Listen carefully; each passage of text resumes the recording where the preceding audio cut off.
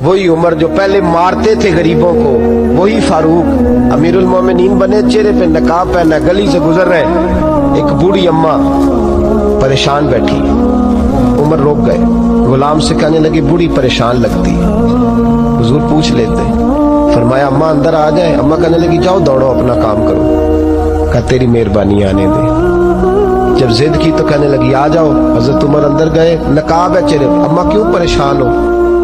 کہنے لگی عمر سے بڑی شکایت۔ کیا ہوا؟ کہنے لگی بوڑھی بھی ہوں، بیوہ بھی ہوں، بے اولاد بھی ہوں، 25 دینار کا قرضہ چڑھ گیا، 3 دن ہو گئے روٹی نہیں کھائی، عمر امیر المومنین ہے، اس نے میرا حال ہی نہیں پوچھا۔ حضرت عمر کہنے لگے اماں عمر کو کیا پتا تو اس حال میں ہے؟ تو مدینے کی وہ بوڑھی عورت بھی جانتی تھی کہ جمہوریت کیا ہوتی ہے، جمہوریت کیا ہوتی ہے۔ اماں عمر کو کیا پتا کہ تو اس حال میں ہے؟ تو وہ اماں بولی، کہنے لگی کیا کہا تم نے؟ عمر کو پتا نہیں؟ تو عمر کو جا کے میرا پیغام دے دو کہ حکومت چھوڑ دے، اس کے حوالے کرے جو غریبوں کا پتہ رکھ سکتا ہے، نہ ادھر ادھر کی تو بات کر، یہ بتا کہ قافلہ کیوں لٹا؟ مجھے رہزنوں سے غرض نہیں، تیری رہبری کا سوال ہے۔ تو بہانہ کر کے سائیڈ پہ ہو گیا، بول، تو پتہ رکھ نہیں سکتا تو کیوں حکومت کرتا ہے؟ آپ کے غلام کہتے ہیں عمر دوڑ لگا کے باہر نکلے، کھانا پکا پکایا گھر سے لائے، 25 دینار بھی لائے، 2 بوریاں اناج کی کندھوں پہ رکھ لی۔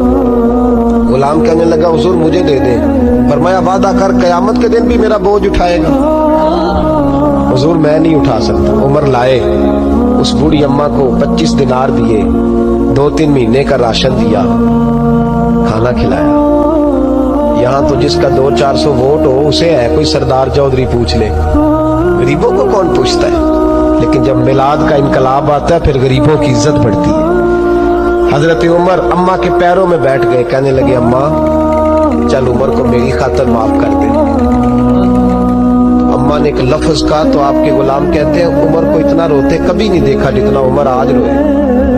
اماں کہنے لگی میں کوئی نہیں معاف کروں گی، میں تو بوڑھی ہوں، کسی وقت بھی بلاوا آئے گا، جب میں مروں گی نا نبی پاک میری قبر میں آئیں گے تو میں عمر کی شکایت لگاؤں گی، میں کہوں گی محبوبہ میں غریب نہیں، مجبور، پریشان، آپ نے اس کی ڈیوٹی لگائی تھی، اس نے میرا حال نہیں پوچھا۔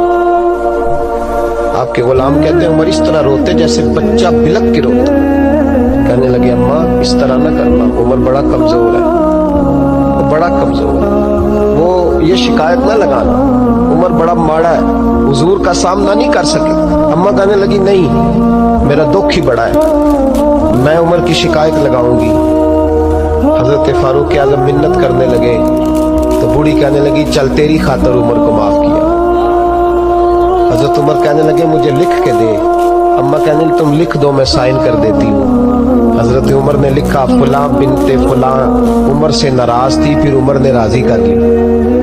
وہ اماں دستخط کرنے ہی لگی تھی کہ مولا علی شیر خدا آ گئے، حضرت عبداللہ ابن مسعود آ گئے رضی اللہ تعالی عنہما۔